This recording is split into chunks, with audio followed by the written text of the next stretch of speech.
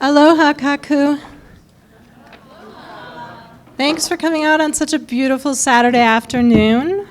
This is the final workshop panel talk story for the high water line. How many of you participated in this morning's walk? Nice. Thank you for coming out for that. For those of you that may have been interested and missed it, the people who raised their hands, we will have a break. Feel free to have a conversation with them about what that walk was like. As you can see, we're in a pretty raw space. I want to thank Box Jelly for hosting us in this space. It is pretty raw. I would strongly encourage you to use the bathrooms that are downstairs, unless you moonlight as a construction worker. But really, I would use the ones that are downstairs. My name's Christina Gerhardt. I'm an associate professor at the University of Hawaii at Mānoa, and I'm also founding director of the Environmental Humanities Initiative, which is a program that I'm getting up and running with the strong support of Jamie Hamilton Ferris, who was here, is outside herding other people into this space, as well as Craig Santos Perez, who some of you may know, who is director of creative writing and a poet from Guam in the Department of English, also at UH Mānoa. So this event basically closes the iteration of the high water line, and the high water line is part of an exhibit that's called Inundation. If that's new information to some of you, I really want to encourage you to go check it out. It's at UH Mānoa, it's in the gallery space, and it's up until February 28th, 2020. Jamie Hamilton Ferris is the curator of that exhibit. I want to thank her for positively receiving the idea to, when I offered her the high water line after I heard she was going to do the exhibit Inundation, she was super excited about the idea to do this. And she asked me if I wanted to collaborate on making this happen with Adele Balderston, can you wave? Who does 88 Block Walk. She's done, she's an artist and a geographer, and she's led walking tours here in Honolulu, specifically in Kaka'ako, over a period of years. And she really is the brain behind the walk that we did this morning. And there will, if you missed it and you're interested in it, there will be a PDF of the walking tour that we did that you can find at the Inundation website and at High Water Line. The High Water Line is an exhibit. It's basically, like I mentioned, half of the exhibit Inundation. And what it is it's a community art project that an artist named Eve Mosier initiated in New York City. She did another iteration of it in Miami. And then people started reaching out to her, and they were like, oh, this is a really cool project. Can we do iterations like me? Can we do iterations elsewhere? So she set up a whole how to do this guide and just said, if you want to do it in your community, make it happen, go ahead, you have my blessing. And what the high water line is it's a walking and a chalking of the predicted future shoreline forecast by climate science. Was that? Close? Okay. Forecast by climate science. The Intergovernmental Panel on Climate Change predicts that we'll have 1 to 3 feet of sea level rise by 2100. They're known for being very conservative, as scientists are. Chip, who's going to speak first, will have more to say about that, perhaps. The sea level, I'm not a scientist, so I'm going to say this because scientists couldn't maybe. The sea level rise might well be higher. So what we did is we went all the way up to 9 feet, and we have maps from this morning's walk that show you what that would look like. Basically, water up to King Street from here. We'd be like, just floating on a boat right now in terms of the space that we're in. So this is what we organized together, these walks. What they really do is offer an experience of the historical flow of water. We talked about water that flows underneath the spaces that we're in, that's been culverted, that's in concrete, that we can't see, that would be good to daylight. We also talked a bit about sea level rise and how that relates, and maybe we'll hear more about this, to the streams that are flowing down. Aside from the 2 walks, we organized 3 workshops, of which tonight's is the last. And this is a panel that's trying to close on a positive note. Suggestion. I know, after Chip, on a positive note.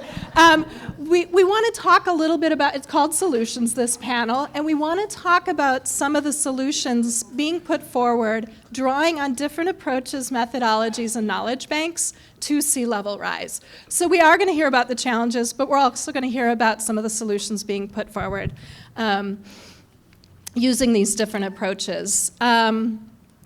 I'm very grateful to each of the panelists for making the time to be here today and to share knowledges and approaches. I also really thank you for being here, and I want to invite you not only to ask questions after the panelists speak in a Q&A format that you might be familiar with, that's traditional, but also to really talk story, by which I mean if you have knowledge banks and experiences, some of you were sharing them on the walks this morning, really feel free to contribute and to break this down into a decentralized conversation as well. We will have a break after the panelists are done speaking and we've had Q&A and talk story. We'll have a break of like 5 to 10 minutes. And then we're going to do a futures game, which Adele Balderson is going to lead, which is going to give us the opportunity to think about different potential future scenarios and different solutions that we might envision to those scenarios. So that's going to be rounding up the panel today. So our first panelist of our 5 speakers today, and for those of you who might have signed up and seen the original list, Guy unfortunately had to cancel on short notice for pretty big reasons that were understandable, and he sends his regrets for not being here today. Chip Fletcher is our first speaker today. He's a geologist at the School of Ocean and Earth Science and Technology, better known as SOEST at the University of Hawaii at Mānoa. And he teaches and he works with students in researching the impacts of climate change on Pacific Island communities. I'll let you take it away.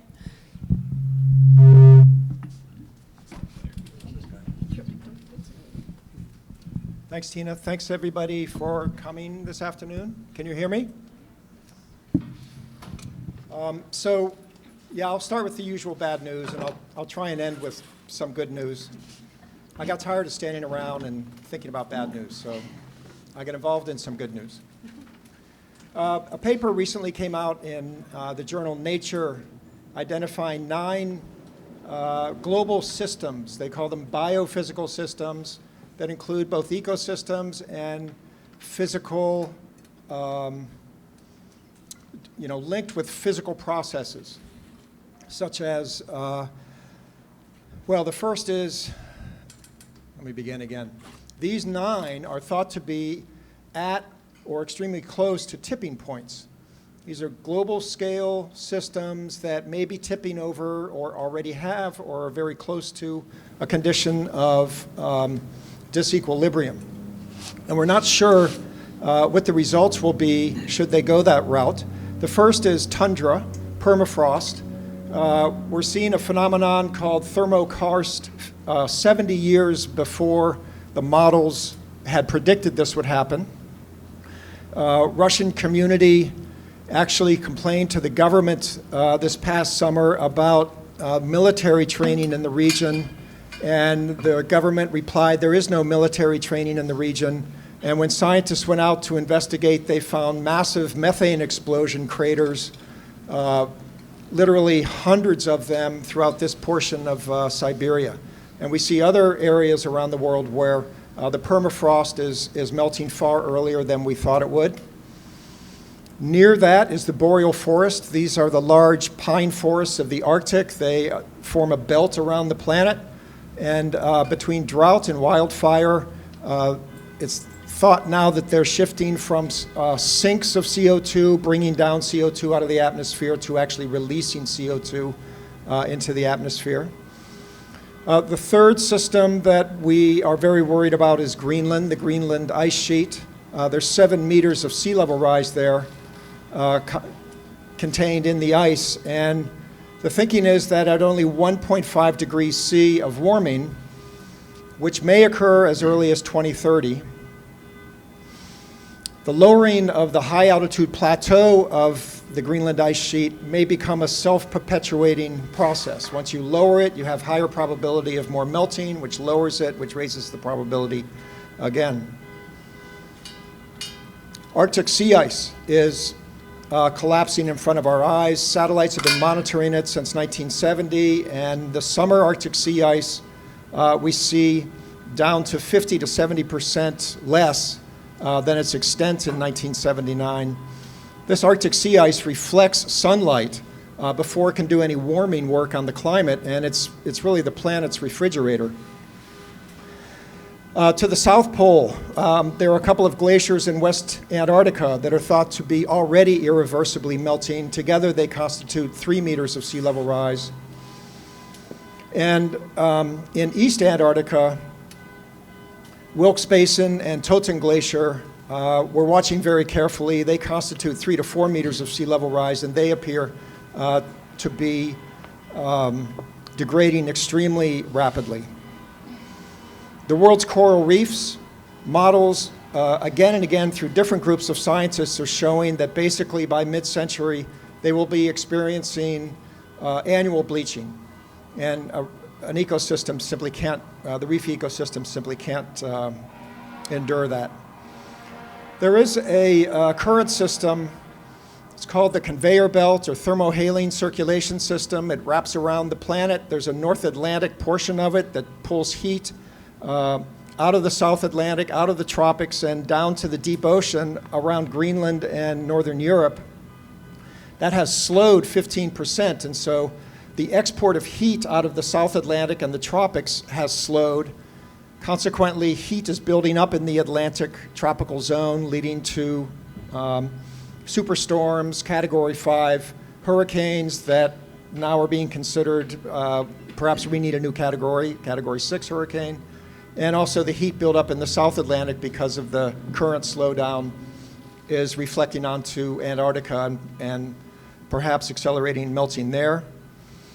The Amazon rainforest, 17% of it has been lost. You can't just keep chipping away at systems like this and expect them to survive to the last 5%.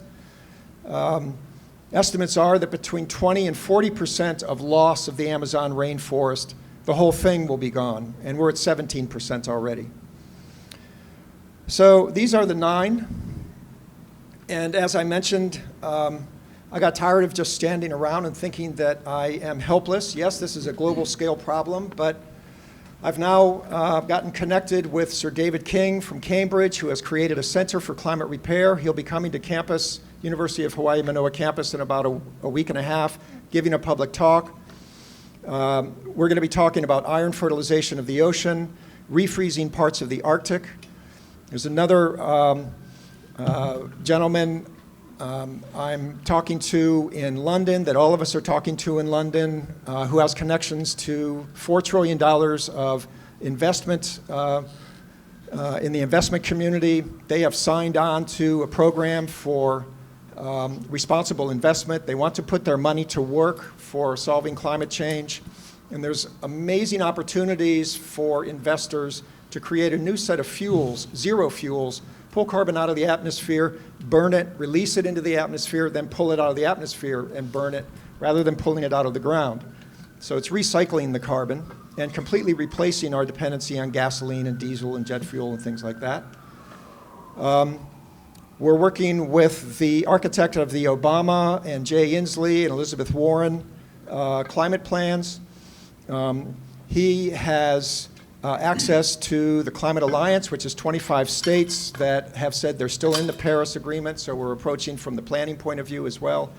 And we're looking at a legal approach, organizing a few Supreme Court justices from several nations to instigate concurrent lawsuits against the 20% of the companies, well, 20% of the oil is pulled out of the ground by what you know as BP, Exxon, and Shell. The other 80%, by the way, is pulled out of the ground by nationally owned oil companies. We can't sue them, but we can sue the other 20.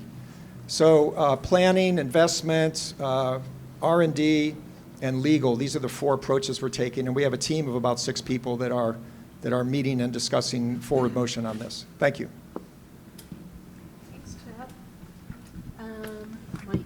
Mic check. Thanks so much, Chip. I'm sure there's going to be lots of questions already percolating to come back to in the Q&A. Judith Stilgenbauer is our next speaker. She's a professor and director of the Master of Landscape Architecture program at the University of Hawaii School of Architecture. Prior to joining the faculty at UH, Judith taught at UC Berkeley's College of Environmental Design for 9 years. A registered landscape architect, she's published and lectured widely on topics of public open space design. land, water relations, and ecological urbanism across a variety of scales. Judith Stilgenbauer represents Hawaii on the Board of Trustees of the National American Society of Landscape Architects. Thanks, Judith. Thank you, Tina, for inviting me. So I was asked today, as my colleagues were asked, to talk about sea level rise solutions in 5 minutes. And I was like, okay, I wish it was that easy. But then on the other hand, if Chip and his colleagues can refreeze the Arctic, I feel we should be able to fix some of our coastal neighborhoods in Honolulu. This is exactly why I hesitate to say positive things. I'm just saying.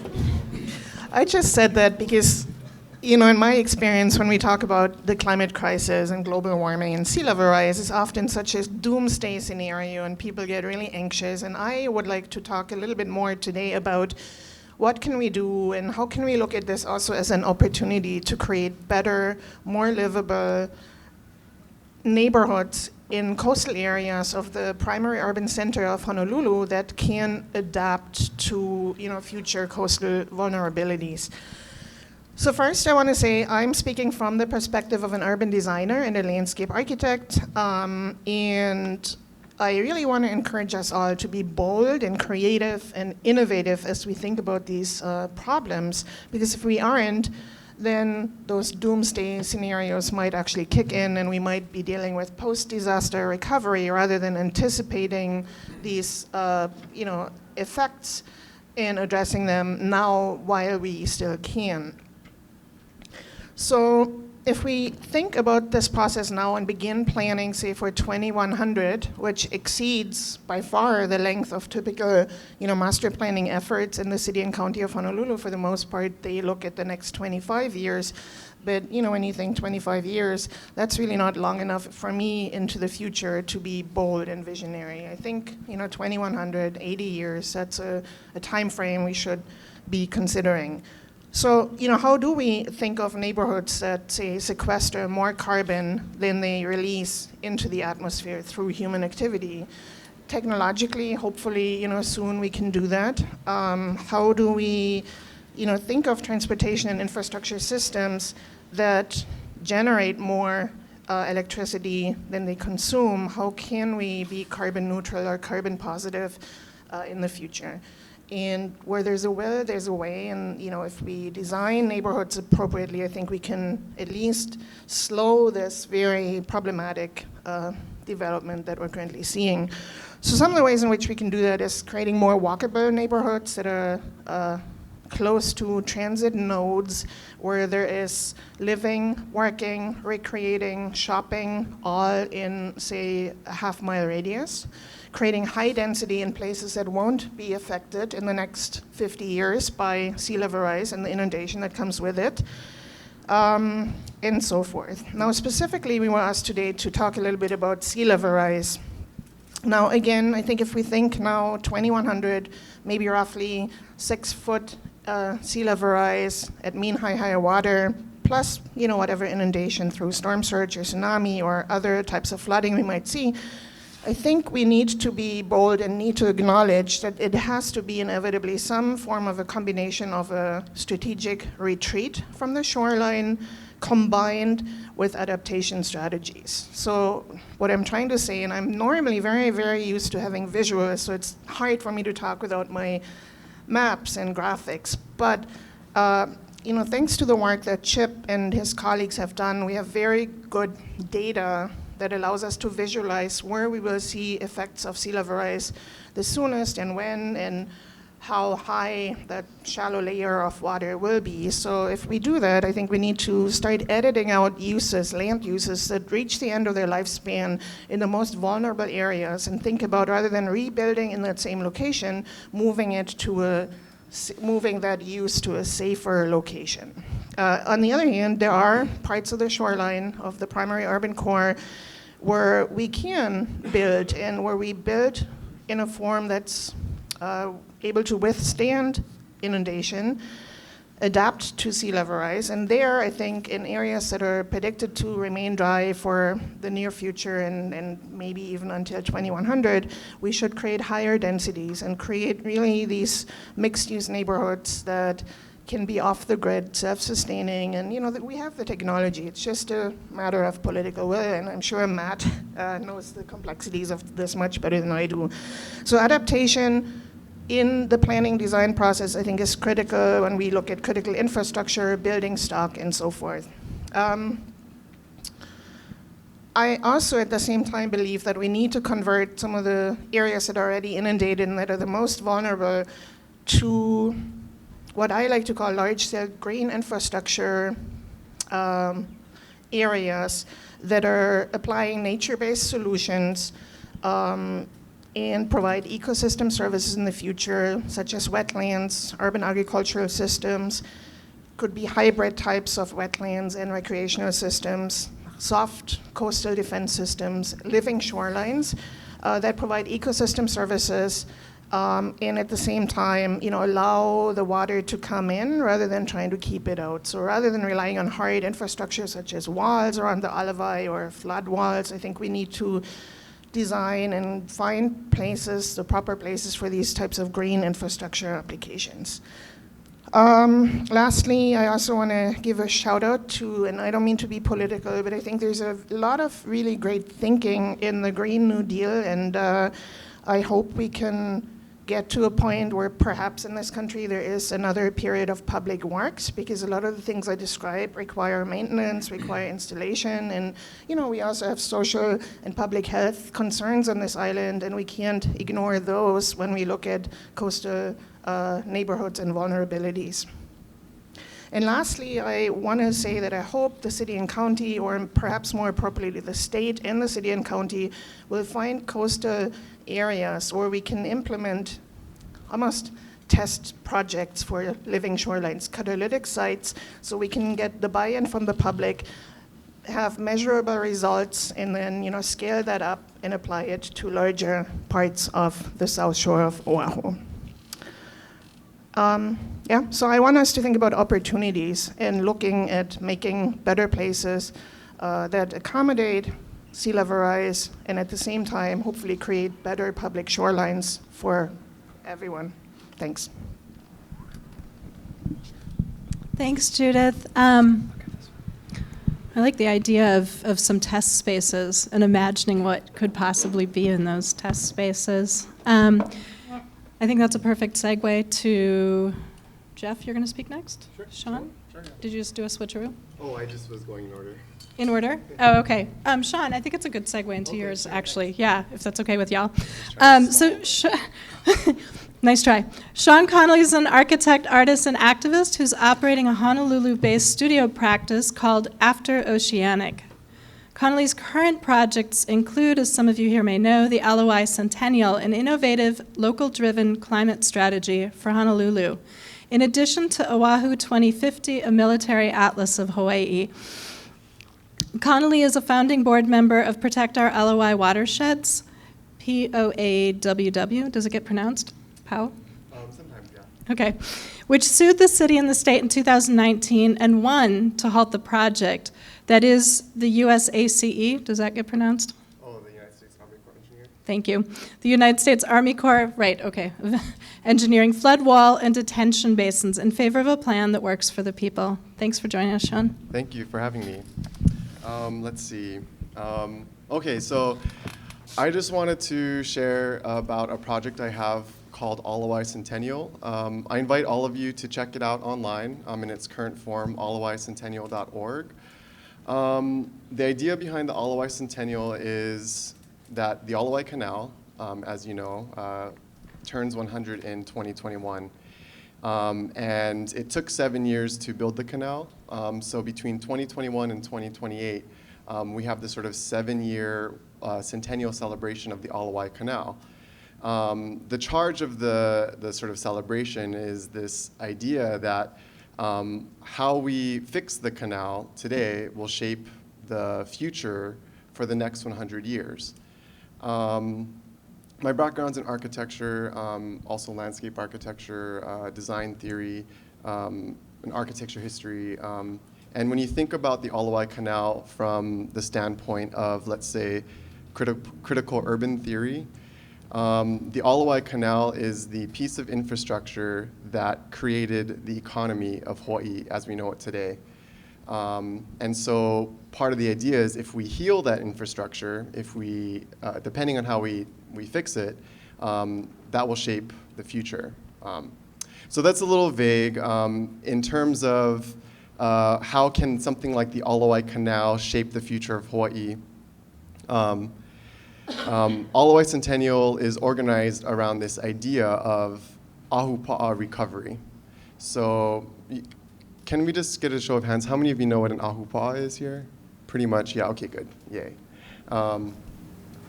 The idea of Agua Recovery for Waikiki is that it's actually more possible to recover an ahupa'a in an urban setting than it is in a rural setting. That's sort of one of the shifts to make. And the reason why is an ahupa'a is really in many ways a system that organizes infrastructure. Traditionally, you have the ahupa'a from mountain to ocean. You have the lo'i, you have the fish ponds, the loko i'a, all connected via the stream. Everything from mountain to ocean as an integrated, cultivated system where something like flood management also equals clean water and food production. And so that ahupa'a system is the sort of political, cultural entity that organizes all of the infrastructure. What we need is a new system of organizing our infrastructure in a way that works for us. Case in point, last year, there was a very large community struggle with regards to stopping a project that was proposed by the Army Corps of Engineers to build a 4 to 7 foot flood wall around the Alawai Canal and then to dig up thousands of feet of the remaining natural streams in Makiki, Mānoa, and Palolo to build 30-foot detention basins. The concept behind this sort of militarized solution is if you build these detention basins in the valleys, you can slow the water down, and then less water will come to the Alawai Canal when there's a big flood. And then the walls will help to further contain that. But the community was arguing that it's an outdated approach. You can't just build passive walls around the canal that only deal with flooding from the mountain. We need to think about hurricane surges. We need to think about that in terms of sea level rise. And then the pollution of the canal, because whenever there's a king tide, a storm surge, or some kind of flooding, all of that pollution is just going to end up in that floodwater, right? So we were arguing for a plan that wasn't just about stopping the flooding. We wanted a plan that was actually going to make sure that the water's clean, that we can actually find places to bring back cultivation along the stream. In terms of Wai Centennial and different sort of components that are viable solutions and are actually quite practical solutions, one is the transformation of Alawai Golf Course into the Waikiki Kalo Field, a commercially viable, large-scale taro farm, essentially. Alawai Golf Course is Honolulu's largest open space. What does it say about Hawaii if our largest open space in our capital city is a golf course versus if it was a kalo field? Now, when you say that to whoever who is a non-believer, they're saying, oh, well, that's impossible. It's the most used golf course in the world, but that was in the 90s. It's down to 50%, and now the city is trying to build a 5 to 6 story putting range to restore the usership of that as a golf course, where now is our chance to actually change that kind of stuff.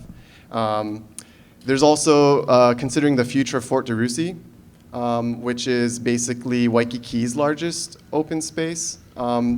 And that right there is really, the crux, and I'll get back to that to close, because there's the golf course. Instead of building detention basins in the valleys, use that $125 million to retrofit the streams. The streams are all channelized, and those channels are outdated. We need to re-engineer all of those channels so that the natural environmental services of the streams can be sort of restored. And overall, basically, working your way up all the way to the top of the valley along the stream and thinking about hydrology and everything. Thinking about how can we utilize this need for infrastructure, because basically, no matter what our solutions to climate change are going to have to involve some level. The scale is so large that it reaches a scale of like large-scale infrastructure, public works, etc. We can talk about more of that stuff. I'm running out of time, that's why. So I wanted to pull it back down to Fort DeRussy and the Army Corps, and the reason why it was such a contentious, even more contentious issue that the Army Corps was proposing this project in 2019, because in 1909, the United States Army Corps of Engineers was the first to fill in Waikiki, okay? So Waikiki used to be beautiful, wetland, cultivated, most productive area in all of Hawaii. In 1906, the United States government and the Territory Board of Health sort of had this sort of double plan. One was the construction of a coastal defense, which was to turn Leahi into Diamond Head Military Reservation, construct Fort DeRussy, Fort Armstrong, Fort Kamehameha, and all of that was going to be sort of the military coastal fortification to protect Pearl Harbor and Honolulu Harbor. At the same time, the Territorial Board of Health came forward with the plan to dredge the Alawai Canal and use that to fill in Waikiki, citing, stagnant water, etc. The fact that the military was the first to fill in the largest portions of wetland in that area, Fort DeRussy was the highest concentration, highest density, largest cluster of fish ponds that was connected to Pi'inaio Stream that emptied out into the natural delta lands of Kalia, which is now Alawai Boat Harbor. They were the first to fill it in. And they displaced Hawaiians, farmers of color, immigrants, people cultivating that area. And it was essentially the nail in the coffin. So 12 years later, the Alawai Canal had to be built. I'm not a lawyer, but I've talked to enough lawyers where we can probably pursue some kind of justice for what the Army Corps did with Fort DeRussy in terms of the actual open space above it right now is just a parking structure, a parking lot, a post office, and open grassy area. We need to have that returned, and we need to have that area of Fort DeRussy reclaimed as engineered wetland, and that needs to become part of our climate strategy in terms of creating spaces where we can help to control and divert water. Because we are facing a future for Honolulu where, as we adapt and fortify, we have to adopt a paradigm where our approach isn't to keep the water out, it's to find ways to have that water flow as quickly as possible. So we need to evacuate the water as quickly as possible when the flooding happens, or in that intermittent phase where you have inundation and it's not necessarily 100% flooded. We need spaces like Fort DeRussy and the golf course, Kapiolani Park, et cetera, to accommodate those changes. Yeah, so happy to talk more about that. Point is we need to, the way the military treats water is the way it treats people, right? Because you have flood walls and detention basins at the local level, and then you have border walls and then detention centers at the national level, right? So we have a huge issue here, and this moment in our lifetimes with regards to climate change is our sort of moment to have that triumph to make this the home that we want. Thanks. Sorry. No, not at all. Thank you, Sean. I'm sure there's a lot more to pick up on there. Thank you. Jeff Michelina is going to speak next. He's Executive Director of Blue Planet Foundation. As an experienced advocate and fearless leader, Jeff heads overall organizational management, direction, and decision-making on Blue Planet's work to champion scalable policies and programs that aim to transform Hawaii's energy systems to clean, renewable energy solutions. Jeff's work with the Blue Planet Foundation has included a very successful campaign to make Hawaii the first state in the nation with a 100% renewable energy mandate. Thanks, Jeff. Thanks, Christina. Thanks to all of you for being here on a Saturday afternoon.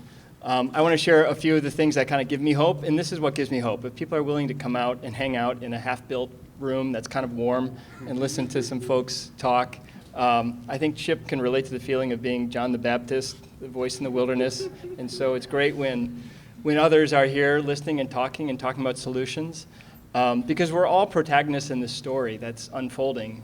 In this climate war, there are no non-combatants. Whether we like it or not, we're part of the story.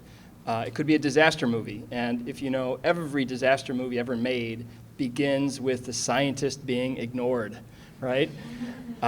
So it's up to us to rise up and to bring those solutions, and that's what gives me hope. I mean, the last year has been remarkable on the climate front in seeing the youth strikes around the globe.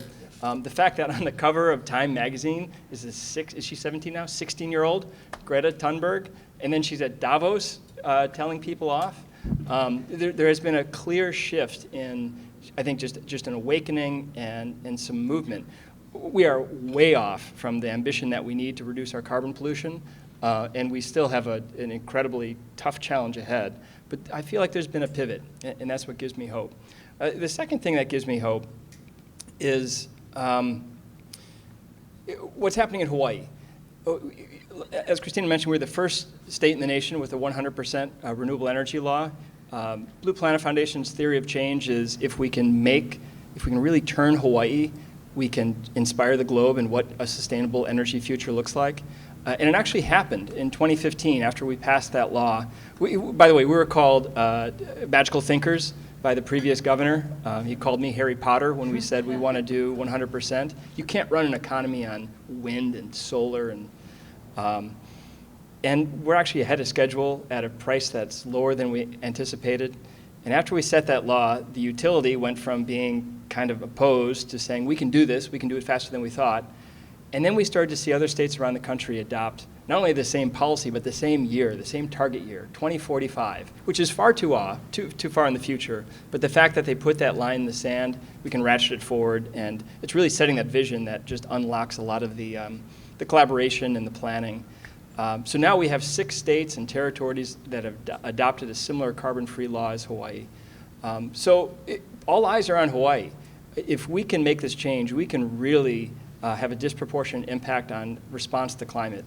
And I think that should inspire us all, but also terrify us all that now we have to really live up to this. But we're making some good progress. We're making great progress on electricity. I went back a decade and looked at basically where we are today. We're about 30% renewable. But to put it another way, over the past decade, we have increased the number of houses, we've increased air conditioning, electronics, all sorts of things. But our carbon pollution from electricity has dropped 24%. That's exciting, because usually we think of this as a sort of a sacrificial, this is going to be tough. No. What else is exciting is the economics are really in our favor. Some of these recent solar projects are coming in at 8 cents per kilowatt hour. That includes storage. So solar at night for 8 cents. You can buy it right now for 34 cents from the utility. So 8 cents is really attractive. The island of Kauai last month ran their entire island on 100% renewable for a few hours a day for a number of days in a row. So this magical thinking is actually reality. That's the good news on electricity. The bad news is we're really blowing it on transportation. We're using 10% more gasoline today, or creating 10% more carbon pollution than we were a decade ago. And that number climbed 5% over last year. What's the number one selling vehicle in Hawaii for 17 years? It's the Toyota Tacoma. We love our trucks, and we're just heading in the wrong direction. We don't have any clear policies to change that. And we really need policies to make this shift. My favorite story, I guess, sticking with the automotive example, Car Talk, do you remember that radio show way back on NPR, Click and Clack? They would take questions from people. My favorite caller was a guy calls in, he says, his car won't start, and the pistons are seizing, and the transmission is shot, and he said, what should I do? And they said, well, that's easy. You just pop the hood, you reach in, you unscrew the radiator cap, and then you screw in a new car underneath that. And I thought it's a great analogy for what we have to do with our energy systems, because we're living within this system, and people, you drive from Waianae to go to work. I mean, what do you want me to do? We really have to change the system and change the policy. And in fact, we have some of those policies right now at the state legislature that we're pushing for. For example, a fee bait, which would put a fee on high-end gas-burning cars and provide a rebate for electric vehicles below a certain price. Makes a lot of sense. But we're making good progress. Otherwise, on the electricity side, we really have to up our game on transportation. So we all play a role in that. And I would just really stress, and it might be, what's the word I'm looking for? I would warn against us being like these kind of virtue.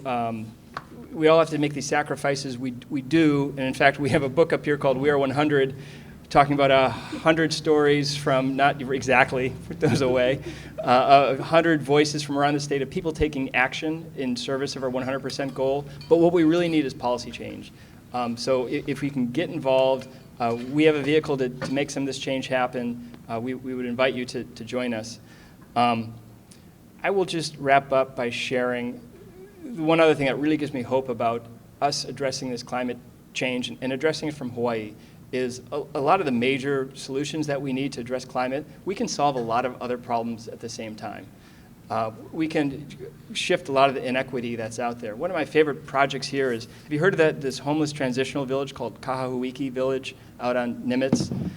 This is incredible. It's powered by, they have solar hot water, they're high efficient homes, they have solar on the roofs, and they have a Tesla battery microgrid. If we get whacked by a hurricane, the most resilient place in town is this homeless transitional village off of Nimitz. Of course, they built in this gas backup generator. I was out there a month ago and I asked, how many times have you had to turn on that gas generator? And they said, we had to turn it on once to test it. So that's incredible, that the cheapest, fastest approach for them to build this village was to put in all solar. It's playing out otherwise at the city council with a bill with developers saying that we need to have gas everywhere. But it's just amazing that it's turned so quickly, that our solutions, our lowest cost, fastest, we can really make this shift. And again, tying it to a lot of the other challenges we face as a community, solving climate change can address many of those. So I'll just wrap up with a quote by Nelson Mandela, who said, "Our deepest fear is not that we are inadequate. Our deepest fear is that we are powerful beyond measure." And I really think we all are, and being in Hawaii at this time is just a really remarkable opportunity for all of us. Thanks. Thanks, Jeff. Thanks for that inspiring quote at the end, too. Food for thought. Our last speaker today is Matthew Gunther. Matt serves as the Coastal and Water Program Manager in the City and County of Honolulu, Office of Climate Change, Sustainability, and Resiliency. Matthew joined the city in October of 2017 after nearly 6 years at the Community Planning and Design Extension Agent the Community Planning and Design Extension Agent with the University of Hawaii Sea Grant College program. Thanks, Matt. Titles are embarrassing. What a flippin' mouthful, right? So, Office of Climate Change, Sustainability, and Resiliency, who's heard of it? Who voted for it? A couple of I'm glad that I'm going last. This is certainly not like a conclusion or a summation or bringing together the totality of all the great ideas here as like a solution. But comments that I heard from the others, Sean talking about moment of triumph, Judith talking about being bold, a lot of the discussions on like time and how things in the future affect us, things that we've done in the past affect us, but also real progress that we've seen in the recent couple of years are really important sticking moments, because we have a handful of moments in front of us to be triumphant. They require being bold, but they also require lots of iteration, understanding how to effectuate change, and literally like holding each other up along the way, because we need constant effort. It is I don't remember who brought it up, but sort of like the anxiety of talking about this day in and day out. It is tremendous what Chip has been able to do for the last several decades. Working in the office as an opportunity, and it's an encouragement to all of you, like when you have those moments, even if you have a job that feels pretty good and you feel good about the work, those moments to take on new challenges are the moments that you have to challenge yourselves to do, because We need everybody to be anxious when they wake up, to be motivated, to be frustrated, even in work that they enjoy doing, to constantly work on all this. And sometimes just talking about it really helps to provide that. It makes me anxious. So actually before this talk, I was roaming around Nemea to try to calm myself, take a couple of breaths. But then unfortunately I came across a 2011 book written by Chip Fletcher called Living on the Shores of Hawaii, and I flipped through it and I was immediately not calm anymore. Question. So the office came to be in 2016. Who knows when the state's sea level rise report came out? Adele? Wrong. 1985 was the first state sea level rise report. Happy Lunar New Year. Next year will be 3 cycles since the state's first sea level rise report has come out, right? But Adele is correct, in all honesty. So we have our first state sea level rise vulnerability and adaptation report that came out at the end of 2017. And when we talk about iterations, right, the whole premise, I believe, of the office, which again is a testament to the people and processes with which we've built to effectuate change. Every 10 years, we have this opportunity to re-envision the charter of the city-county, and someone was courageous enough to propose, should we create an Office of Climate Change, Sustainability, and Resiliency? And overwhelmingly, the voters of this island elected to create an office because people understand. They've seen change, they know a lot of things aren't working for them today, and they know in the face of all of the challenges we have in front of us, business as usual and do-nothing alternatives will not set us up for any form of success. Right? So change is coming to us whether we want it or not, and we have moments of triumph to be intentional, to rectify past practices, to try to overcome systems that kind of hold us down and force us into certain decisions, and we need to constantly fight back against that. One thing that is both exciting and nervous is this year, not only does the mayor's seat come up for election, 5 city council members are termed out. How many council members do we have? 9, right? So 5 is greater than 50% of 9. And that in and of itself could be a whole new wave of influence and decision-making effectuated by what we believe and call for in our elected officials. Because it has been disgraceful what has gone on with just trying to update our energy codes from 2006 to 2012. What year is it? 2020, right? The state has already adopted the 2018 building code, and by law, we have to even get onto that in a very short time. So the fact that we are hung up on some really important local amendments that can help us be prepared for some of the things that can support hopefully pushing off some of the worst that climate change is going to come is really, really frustrating. And we know that it's exhausting to be aware of the legislative process, but we need to at least become familiar of the stages, and then when we are outraged, find those moments that we can interject. I'm way off of what I actually intended to talk about, which is probably better than going over your notes. But, so just a little bit about the office. We are charged with tracking and monitoring information so that we have the best available science and data around the effects of climate change, so that we have at least the rationale and narrative as to why we were proposing changes. Because at the heart, we are a policy office, and policy requires doing things differently. And we are supported by a City Climate Change Commission, of which Chip is the vice chair, and they are some of the hardest working volunteers. They're required to meet twice a year.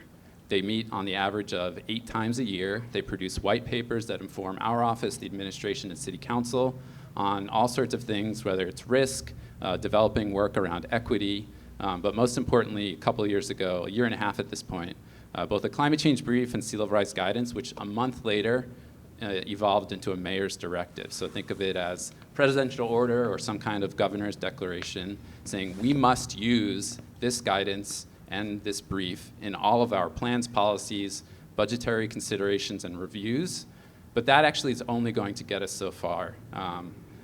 People get motivated around the thought of like, why do we have to force people to do things? We should incentivize them to make good decisions. Like, we're all human, right? We don't do things. You could get a rebate if you swap out your fridge, but it's a hassle. And like, why would you go through all these steps when really you just want cleaner energy, and maybe you don't have to care so much as an individual, because in the grand scheme, it's the systems that affect the progress.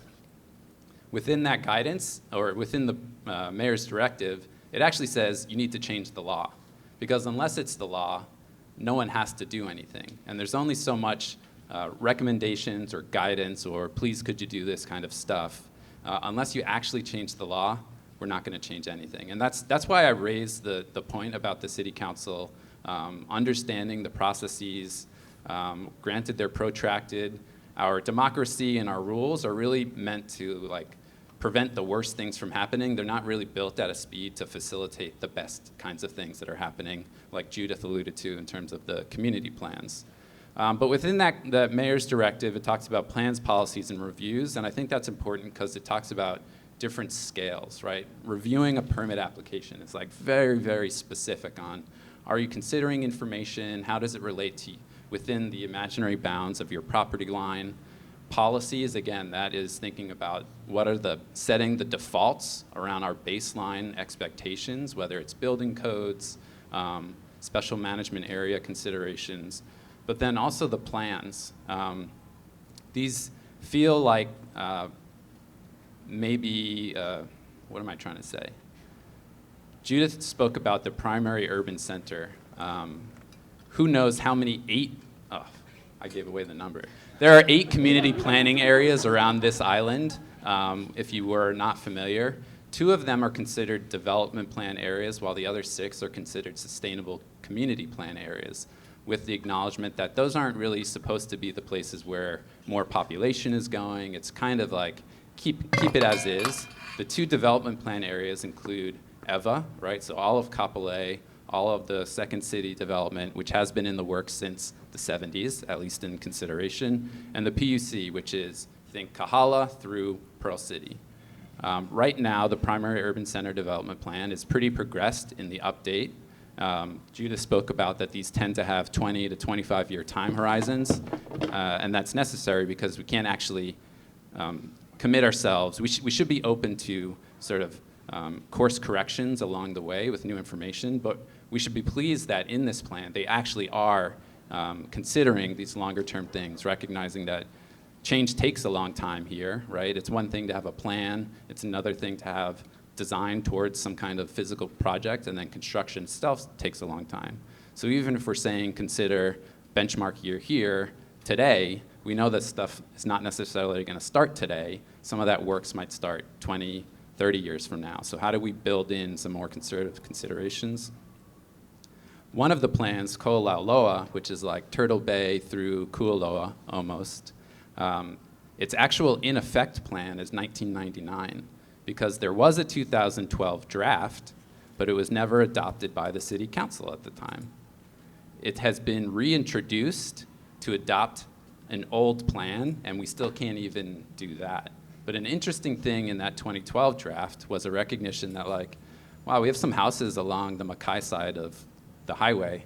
That's probably not the best place to have some houses. And the reason I bring this up is that these are iterations. The North Shore Sustainable Communities Plan will be starting up this year. That's Ka'ena Point through Turtle Bay.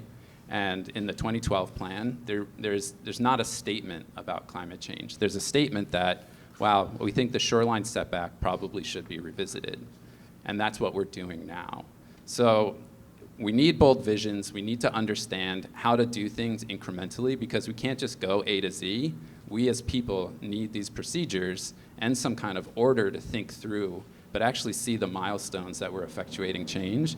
And one thing is the progress and the consistent pressure that groups like Blue Planet is doing, the really important advocacy work that Sean Connolly is doing to remind ourselves of the real tragedies and some of the really difficult inherent inequities of the history of this place, that forward-looking thinking that Judith is offering, and also training people in our first accredited professional degree program in landscape architecture in the state, and the constant churning out of professionals that think about questions, that they research and gather data, but also it's not just research,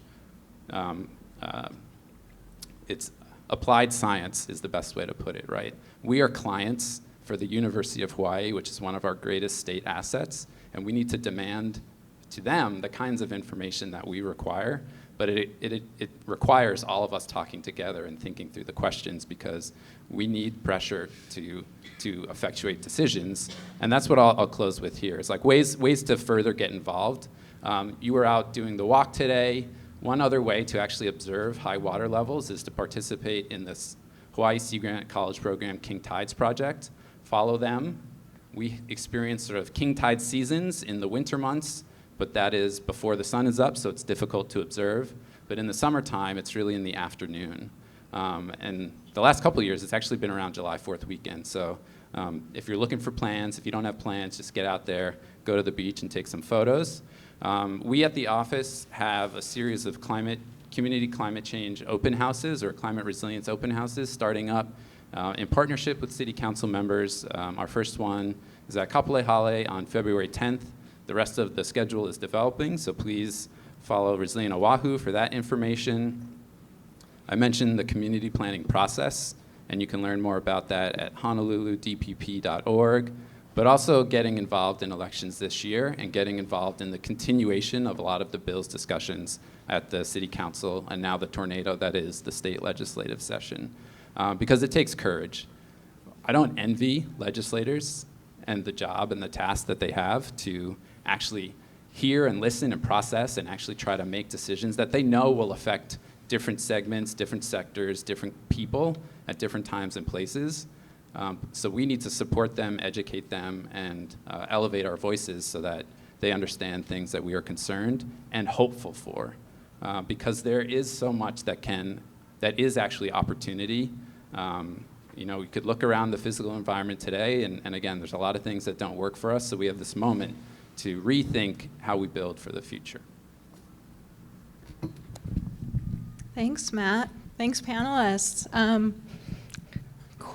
I want to open it up for a discussion, but Q&A, and as I said, also a decentralized conversation. So feel free, in response to the kinds of things that have been mentioned, to share from your knowledge banks, experiences, ideas you might have for solutions, just picking up on some of the different things that were mentioned. Questions? I have some. Okay, let's start back there, and then up here, and then back to Adele. Yeah. My name is Susan. We're originally from California. We just moved here. And California is mandating bans on all, natural gas use. What is the story with Hawaii? I was floored that you even have gas here. I know it's synthetically created, but what is the resistance about getting away from gas entirely?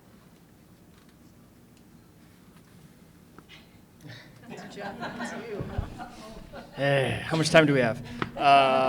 So the gas company has been here for 120 years or so. They service 60,000 customers. They get their gas from the refinery largely. They do import a little bit of LNG. There was a push a few years back to import a whole bunch of LNG, thinking it was cheap. Cheap back then was 16 cents. Now we get solar at night for 8. So it's the same problem we face across the board of just the status quo, like this is how we do things. At the hearing a few months ago on this bill to update the building code standards, Bill 25, a large number of workers came from the gas company wearing their overalls saying don't take food out of our families' mouths. And I can see that they're scared. The gas company leadership has been resilient to shift to renewable sources, or what we'd love to see is hydrogen made from renewable sources. So if you're in the business of selling gas and anything's going to impinge on that business, of course you're going to call out the troops and push back. And they're very well connected. And what frustrates me the most is you see these trucks driving around with a green Hawaiian fishhook and says the Clean Energy Company. That's coming straight from fossil fuels, and we know methane can be 86 times more potent than carbon dioxide as a greenhouse gas. You're right, cities across the country the last year have enacted bans on either hookups for gas or flat-out natural gas bans, East Coast and West Coast, recognizing it's dirty and it's dangerous. There's a health risk. You see sometimes these pictures, I have one in my slide presentation of just a Kentucky Fried Chicken flattened. I mean, there's nothing left from just a gas leak. And yet we're still doing this in 2020, and we have a company that would like to essentially require that all new homes have gas water heaters, or at least that's an option, instead of solar on the Eva plane that is 22 degrees latitude and just bakes. So, but in that is the same problem we face everywhere. is just the agents of the status quo, and not having that. Gosh, if we could just pivot it, we would love for them to be an ally, a clean energy ally, a true one, and to see that healthy future for their workers as well, instead of fighting for the past. Hi. So my question is going to be more for Shen. I'm a visiting student here, and I'm focusing my master's thesis on the Agua Canal project, and I studied quite a lot of your alternative plan that you proposed on that, which is quite interesting, I would say.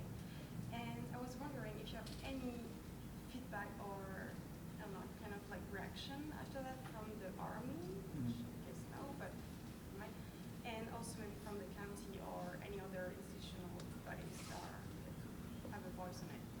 So I was wondering about that. Thank you. Can the people in the back hear the question, or does it need to be repeated? Repeated? Okay. So she's, correct me if I'm wrong, you're a visiting student here this semester, and you're working on the LOI project proposal, and you would like Sean to comment a little bit more on recent developments related to it, I'll just say. More on The Army Corps. more on his alternative project. His alternative project. Okay. Okay. Thank you. Okay, so last year went by so quickly because in terms of the part of the question and like how the military, the Army Corps responded, and then how the city responded, we actually spent the entire year fighting this project, and it was through that process that we formed our organization, Protect Our Alawai Watershed.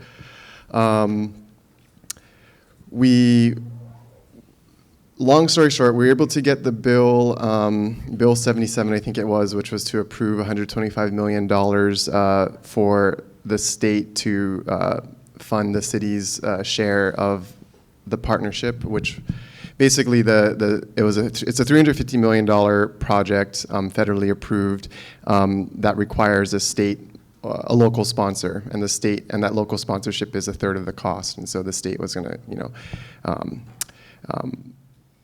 provide that $125 million.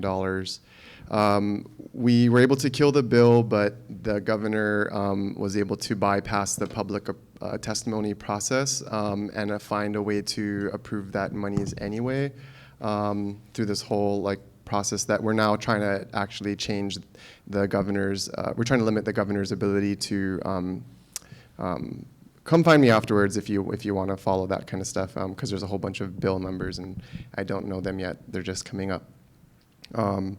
We then try to stop it at the city level, and that was a losing battle. So finally, we, through the advice of the Sierra Club, who is also fighting a military project, which has to do with fuel, they helped us organize our group. And so we organized a group, and then we raised money to hire a lawyer to sue. The response following that was they were trying to overturn the judge's decision, but I think we were able to get that confirmed. And so now basically we've bought the lawsuit essentially buys the community time, and that time is however long it takes for the Army Corps to redo its EIS. And so there's a whole process there, and we're getting ready to stay vigilant and monitor that over the course of 2020 in this next session. So yeah, if you're interested, just we can exchange contacts, and I can give you that kind of information. But for the most part, whenever I talk about Wai Centennial, it makes sense to people, and they seem excited about these kinds of ideas. And I really think that it's really the majority. There was a neighborhood board community meeting earlier last year where over 300 people came out, and it was a very democratic no. And so it was actually really depressing and baffling to me to see how our public testimony process failed at every stage. It made me feel what's the point of testifying if it's corrupt, and we're just going to have to raise $60,000 to hire a lawyer at the end of it all.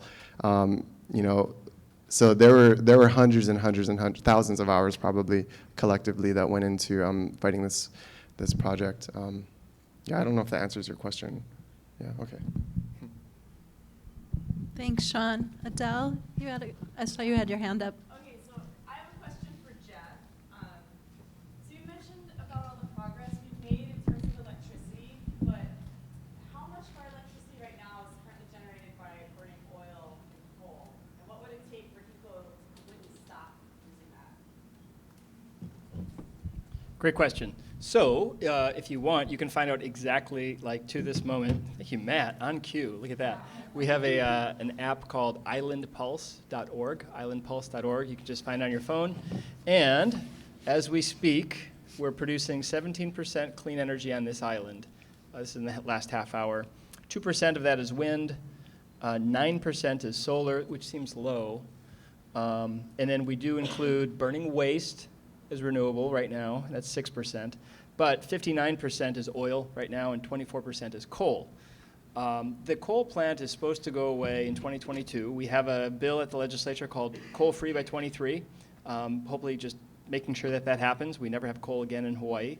The utility has been, I'll say, cautious, but also somewhat aggressive on some of their recent requests for proposals from developers. They have a large one out there. It's actually the largest in the country's history for renewable energy. And if all of those projects get built, we'll be nearing 60% within the next 5 or 6 years, which would be great. Again, Kauai is rocketing forward. They're going to be close to, I think, 70% by 2023. So some good progress there. And then on the other side, efficiency. I mentioned a 24% decrease in carbon pollution over the last decade. Almost half of that's from efficiency, just being smarter with LED lights and conservation. So we have a long way to go. And a lot of the question is around what does that look like? Can we tolerate large projects on ag lands? What about wind projects? There are some that are controversial and some that were probably ill-advised where they were placed. What about offshore wind? That's going to be a question. Can we do that? Can we accept that as a community? And then what technology is going to change in the next 5 years to really unlock some other solutions that we're not seeing right now? So we have some hope. We're not moving fast enough, but we're moving a lot faster than we ever expected. And the good news, too, is 1 in 3 single-family homes have solar photovoltaic on them. That's the largest in the country, largest per capita solar use. It's actually, adding on to Sean's discussion and the question, it's a really interesting point that Jeff made. Like, what are we going to tolerate? And there was a Civil Beat article last year, which they're pretty good with their catchy headlines. It's basically like, climate adaptation is going to be tough. I'm paraphrasing because I don't actually remember, but like the Alawai consideration is really one of those first physical, tangible looks at a thing that's intended to try to manage a pretty extreme event. While we are here mostly following the walk, thinking about sea level rise, the concept of inundation is more than just coastal inundation, and it's all of the things that come Mauka to Makai, which will be even more affected when ocean levels are higher, and we can't continue to drain out to the ocean. The state's data on the sea level rise report looks at 3 different coastal hazards that combine to create this exposure area. One of them is just passive inundation, so you're raising the water level in your bathtub, and you can conceive of that as literal permanent inundation in the future. Event-based waves, so those are intermittent things that kind of come and go, but will have more effect when the ocean levels are higher. And then an erosion hazard, which is really just the permanent loss of land. Thinking again about time, right? The canal is coming up on its centennial. We have almost 36 years since the state sea level rise report. We have the first discussions of an Alawai flood mitigation project in the late 90s. And it's a recognition, again, that like some of our processes are protracted, and we've been a little hesitant to make decisions one way or another, and maybe sometimes for the better, because it could have locked us into some future that we would additionally have to react to. I would just offer that not as commentary on the status of the project, which, again, there's an injunction on the EIS, so it's kind of in hold right now as some of those environmental review proceedings get revisited. But if nothing else, it reminded us of this risk, right? It's hard to walk away from a known risk, and we're getting bombarded left and right, whether it's from the coast or from the mountain area.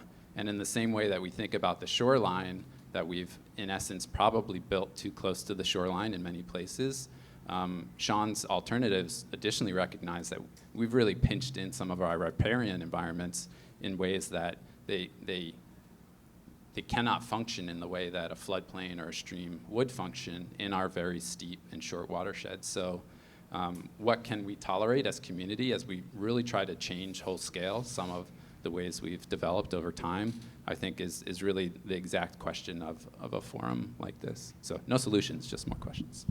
Actually, can I have a follow-up question? I'll be done after I start. But Matt, so if your agency had been formed like 15 years ago, would they have permitted all of this stuff in Kaka'ako? Our agency is not a permitting agency. We are a policy office. We make recommendations, yeah, that's right. But we're not an operational agency. We're not a permitting agency. Maybe we would have evolved since the creation, the way we're structured in the mayor's office. The city actually doesn't even have oversight over Kaka'ako, and you know that too, right? So it's the state, and that's another political thing where at some point in time, a mayor and a governor have beef, and then the state just strips an area of the county out of our control. And then we don't necessarily have the ability to actually guide the community planning in that area. Same thing for Heia and the other planning areas that HCDA oversees now at Aloha Stadium and out at Kalailoa.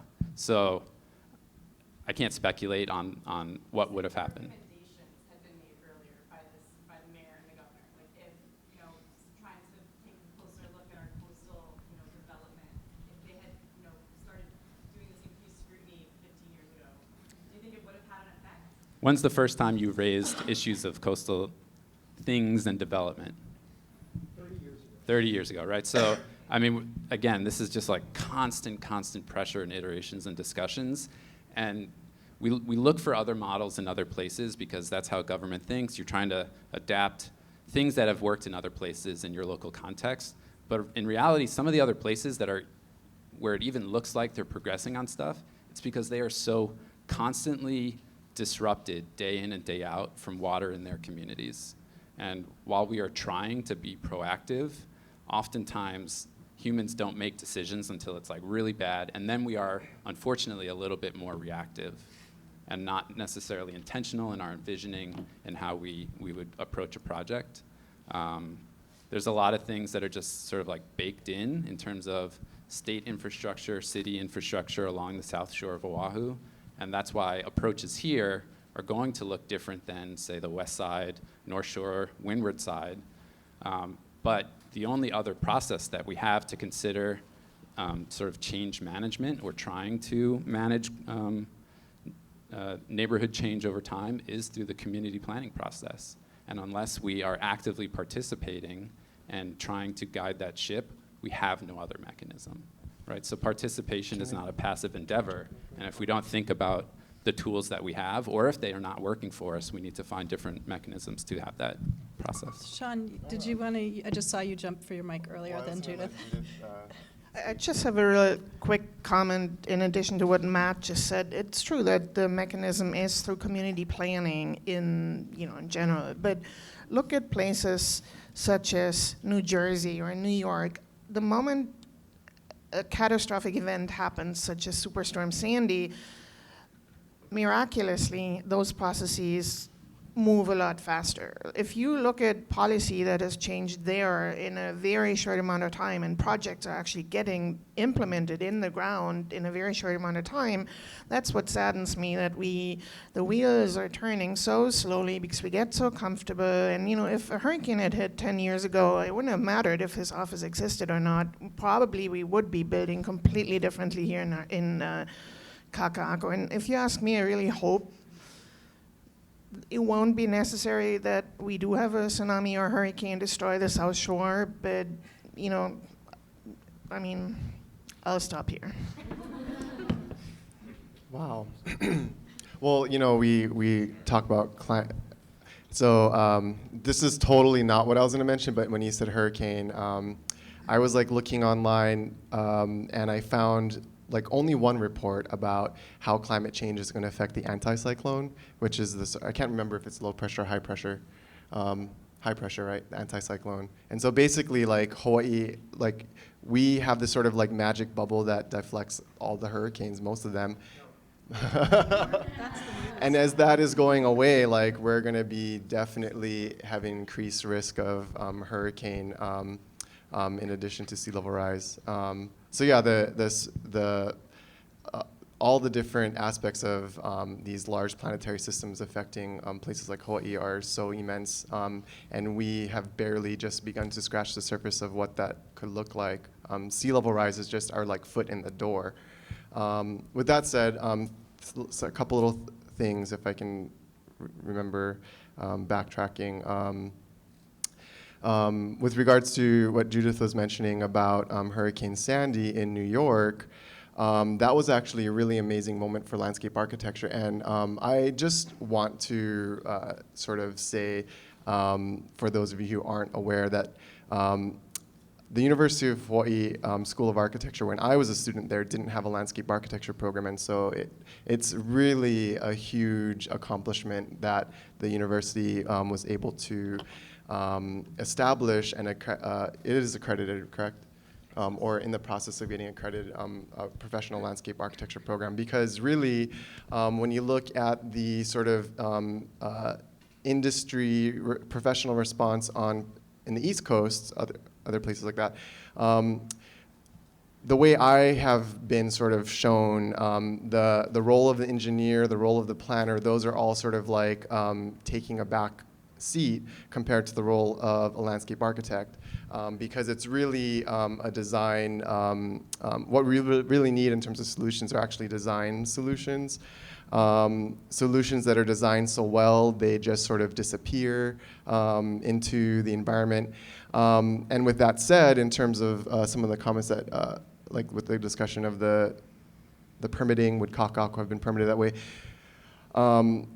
You know, when I was taking planning courses, there were all these like awesome pictures of the street culture that were drafted in the 80s and 90s for this whole area revitalization, the whole pictures of Kapolei being not suburb, like all these kinds of things. To me, it's a matter of we need, now that maybe this is great for our next wave of municipal leadership, we need leadership at the municipal and state level that are actually better negotiators. And they need to be better at negotiating for a built environment that works for us. A good example was with Hurricane Sandy and the Brooklyn waterfront. And that was an amazing moment for landscape architecture because they had already sort of started some of the waterfront revitalization. And in the areas where they did implement the sort of soft design landscape architecture along that waterfront, it was successful. So that was like a great moment for landscape architecture because it proved that, oh, these kinds of waterfront solutions, these sort of soft infrastructures are actually great ways to combat the surge from flooding. In terms of negotiating, that wasn't just, you know, like an altruistic development. All of that waterfront was part of a public-private partnership where the waterfront is revitalized and then you have the development come in, right? That's not what happened here. Whoever it is, HCDA, the city, whatever, wherever, they did a terrible job negotiating for Kaka'ako because if they were going to do it right, they would have negotiated for Howard Hughes to actually, or whoever, Howard Hughes, OHA, Kamehameha Schools, collaboratively redo this entire waterfront properly. It's a disaster now with, you know, the sort of protests against the park and the loss of public space at Ala Moana Beach Park. Now it's literally going to be impossible to negotiate for those kinds of public amenities because they've already gone and developed all of this. Maybe we still have some chance, I don't know. So we really need the city to be better at negotiating. It seems like less about a zoning or, I mean, less about, yeah, zoning or policy. It's more about like being able to just negotiate. Is there a foreseeable cap on development on the island? And, do developers just think of the big dollar, like quick construction, quick money? Is there an incentive for them to integrate land, consider the environment when they're building all of these high rises everywhere and stuff like that? Or do they have to be strong armed and, stuff like that? Is there an incentive for them? If it's not our rules and laws, it won't happen, right? So the negotiation is important, and usually those come into play when they're trying to do and get more than they're actually permitted. And that is an opportunity. But unless our default is ensuring, building codes literally and figuratively set the ground floor, right? So if we don't have those things that are ensuring a minimum standard of good quality XYZ, we shouldn't be surprised when it doesn't happen, right? So back to our expectations, we can look back 50 years and be annoyed. We have a moment now to ensure that people in the future 50 years aren't looking back and being annoyed at us. And I take that earnestly when I go to work every day, because if our level of success is judged on policy, but we are obviously not the ones that vote to change the policy, that's a lot of hard work in front of us. So it takes actually talking to people. The content of stuff is almost irrelevant most of the time. It's literally just the conversations and the interpersonal stuff and the egos and figuring all that out. And it's very frustrating, but it can be exciting at times. But it's important for us to all recognize that. I mean, we need the visions, we need the assurance of something, and then hopefully we can find ways to meet towards a better outcome and not just sort of like a okay outcome. The thing that we try to stress at the office in the development of the resilience strategy, which hopefully some of you had an opportunity to participate in about 1.5 years ago, long-term cost of living and climate preparedness. If we're not thinking about both of those things with all of the decisions that we're putting forth, we're missing both opportunities to improve upon conditions, but also to adjust things that were inequitable in the past. And how they're related, right? How those two relate, I would say. I'd like to say it's a different perspective. Again, as someone who grew up in Europe, and it's partly an answer to your question. Yeah, we can have all the zoning laws and limitations, but what I have seen, and I've been in this country and I've taught in this country for 20 years, we're very focused on development and commerce and the market. And, I come from a place where I think there's a much more deeply rooted culture of the public realm. And people accepted that they pay higher taxes and that a higher portion of that taxpayer money goes, toward building and maintaining a livable, beautiful public realm. And here, I feel we're not willing to do this. We, hand over entire regions of the city to super developers, and I feel like the city and county, and this is not individuals that work for the city and county, but I think the city and county and the state need to take on a greater role in how we build and develop our cities. And that will only work if the public demands it. If there's uprising and groups like you demand it. That's the only way, I think. I just want to tie a lot of this together. So I moved from Arizona, 14 years in Arizona before I moved to Hawaii in 2011. And there's a big property developer called D.R. Horton. And most of them might know where I'm going with this. It's Ho'opili. Does anyone not know what Ho'opili is? I think that's a super important one. So when I moved out, and this is going to bring up food. We haven't talked about our local food supply, which is part of resiliency. I think the biggest thing that also is integrated with not just whether the business would happen, to Adele's point, I'm not going to say I've got proof of collusion between business and politics, but it's pretty well everywhere these days today that politics are increasingly run by business. So a lot of these decisions that unequivocally will dictate our future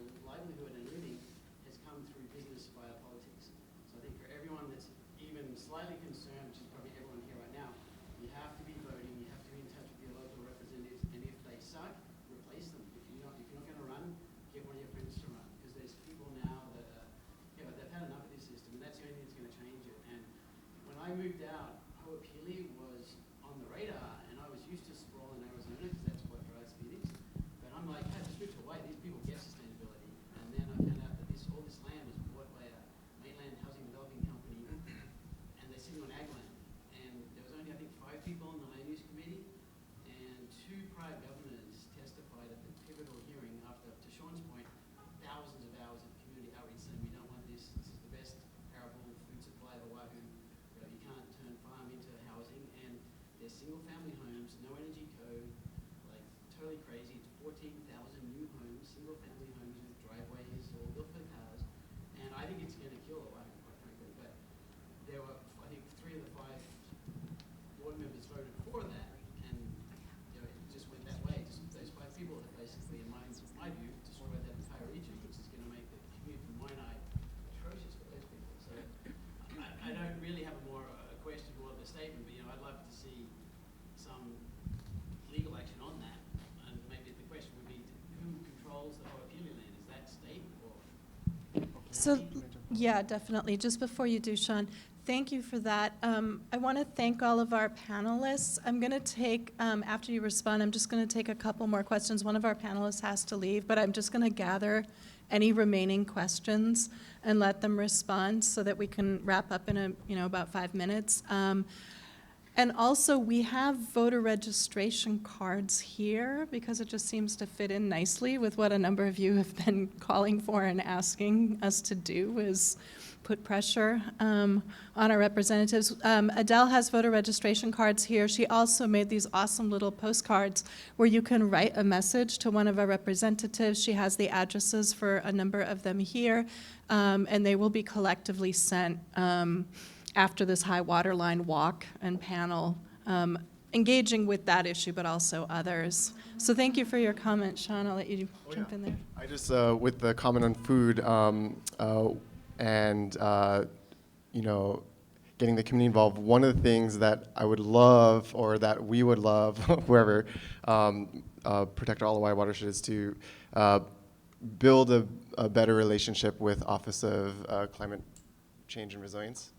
Because we really think that your organization is very crucial in all of this, and we need like a better community partner that's within the city structure to work with us. And one proposal that we could work on together would be a city-partnered business development plan to turn Alawai Golf Course into Waikiki Kolo Field. Because what we need is a community-based plan that to counter the Top Golf plan. Because once Top Golf goes in there, I mean, you can knock any building down, but it's supposed to be there for another 40 to 50 years, and we absolutely cannot let that golf course be turned into anything else but a Kolo Field. So that's one of the things that I would like to publicly propose as a collaboration with your office. You heard it here first. I heard it before. Okay. Public witnesses this time. Talk about bringing the pressure on, right? Any last questions before we round up and take a little break? Jamie. I just have one quick closing question for everyone to respond to. I'm so appreciative of everyone who's spoken on this panel, the different scales, the different narratives that you've all proposed. And I'm sure we could spend hours critiquing each other's solutions and thinking about what's pie in the sky and what's more practical. But what I would really like to hear, just briefly in a phrase from each of you, is in thinking and listening to everyone's discussion today, what was something that you might not have heard or you heard differently from one of the other panelists that you wrote down or noted to yourself that you want to think about more in the context of your own thinking about Jeff, do you want to go first? Since you have. No, actually, I Okay, don't. you don't. Yeah, Chip. Just an offer, an invitation. I really liked Jeff's use of Mandela's quote, "Our deepest fear is not that we are inadequate, our deepest fear is that we are powerful beyond measure." But, Jeff,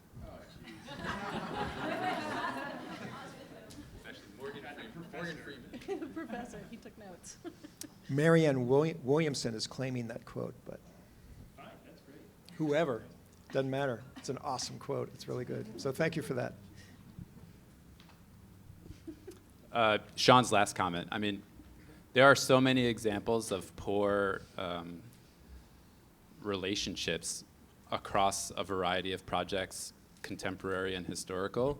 And if government can't find a better way to liaise and converse and have early conversations, but not just like forever talking in circles, not towards anything in particular, but purposeful relationship building so that when we have difficult discussions, we can actually talk through it and talk through on the balance of expectations, realities, opportunities, and obligations that different parties feel are important to perpetuate. We need those. And not to just make a plug for the resilience strategy, but one of those is to look to one of the actions in the community cohesion section is like, we need a city, at least one person who's a liaison to do this thing, but really like an office of community liaison, where we have people that are on the ground and at least one person in each council district that knows who to talk to, who's prepared to have these conversations, knows how to not just facilitate meetings, but like bring people together, because there will be no shortage of further contentious, challenging things in the face of all of the change that we need to do to ensure some semblance of the future that we love today, right? Like there's nothing about sustainability that is about status quo. It's constant tinkering, it's constant course correction, trying to readjust, and resilience is not necessarily the same thing as sustainability, but social resilience will allow us to engage in those conversations. So we are in earnest trying to navigate that.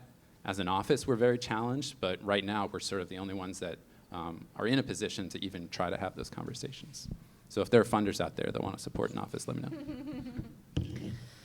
That's a tough question. And, you know, I get to hang out, thankfully, with Chip, Matt, and Sean quite a bit, so I will respond to something Jeff said. And I think it's personal for all of us. You know, this notion of transportation, it's a tricky one, but I think we really have to work on that. And it has a lot to do with personal sacrifice, changing our habits, sort of ground up. And, you know, when we discuss transportation in urban design with architecture and landscape architecture students, people have these wild ideas about the future, you know, self-driving and electric vehicles and drones and all of those things and water-based transportation. But then when I ask the students to think about their own life, they will say something, well, if I had an electric car share vehicle, how would I get my surfboard to the North Shore? And, you know, I mean, I don't mean to, this is a lighthearted note. I mean, there are real issues that you know, especially here, people like their big trucks, and I don't know how to solve it, but I think we all, I mean, how many of us, I know at least probably 2 people drove for this event from the, whatever, you know, windward side in a single occupant vehicle. I'm one of them. At least I have a hybrid, but still. I mean, we're all guilty when it comes to transportation. Air traffic, when you live here, and, I mean, anyway, it's complicated. I would take the train if it ever finished. Yeah. And then just take my surfboard once in a while when I needed to. But I would commute with the train. Options. Yeah, water-based. I think we really need to work on social pressure to get folks out of trucks. I think that's going to be one of our biggest tools. I always pick up bits from everyone. I really learned a lot about just the role of landscape architecture, the project right in front of us. That could be a great example. Chip is always sobering, but I appreciate what he shared about the individual who's coming to talk about refreezing the ice and ironing the ocean and and solutions that could help in the back end. And then Matt's comment about change is coming whether we like it or not. So it's really up to us to ask ourselves which side of that change or what role are we going to play in shaping the future we wish to see. Yeah, it's been an incredible honor. Thank you so much for all your research and your work. I mean, I'm just so happy that of all the places you could have been working, you chose to stay here. So, you know, we really need you and your work. And I'm so happy that, you know, the office has you there because you're brilliant, and I know that that we're good if you're there. And Judith, you know, landscape architecture is really the future for this place. And yeah, if you know of anybody who's trying to figure out what to do with their lives, tell them to go and sign up for the landscape architecture program at the University of Hawaii. Jeff, you reminded me of something that I wanted to sort of bring up earlier that I didn't quite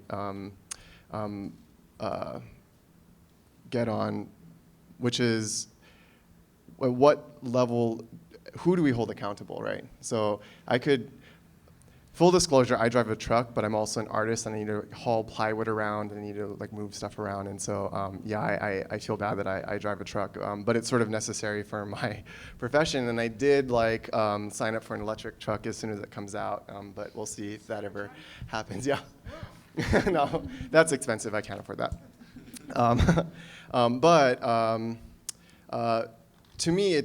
To me, I could give up my truck, and that's going to have zero impact. We could all give up our trucks, and that's probably only going to have half of impact, because the real problem is the military, because they consume the most fuel. And what is our greatest threat to our aquifer here on Oahu? Yes, it's the Red Hill fuel tanks. 20 tanks, larger than the Loho Tower, filled with jet fuel, sitting 100 feet above the aquifer, built underground as a top secret project to, you know, protect the fuel source. All of that fuel is pumped in through a fuel tank under, all the way out to Eva, out to Barbers Point. There's another, you know, all of that submerged land out there, DOD, Department of Defense manage for the, you know, the ships plug in and pump the fuel in. Anyway, it's a big thing. We need to like love ourselves and hold the military accountable for their threats to this place, which oftentimes in conversations about fuel consumption and transportation, the military is always off the hook. So we need to keep them on the hook. Thank you for that reminder, Sean. I want you to join me, please, in giving a hearty round of applause of gratitude to our panelists.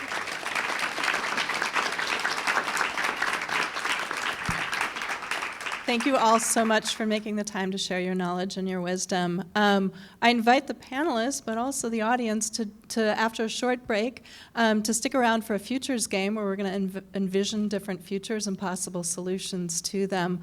And again, voter registration cards, Adele's going to have those available back there, as well as some postcards if you want to send some messages to our local representatives. Thank you all.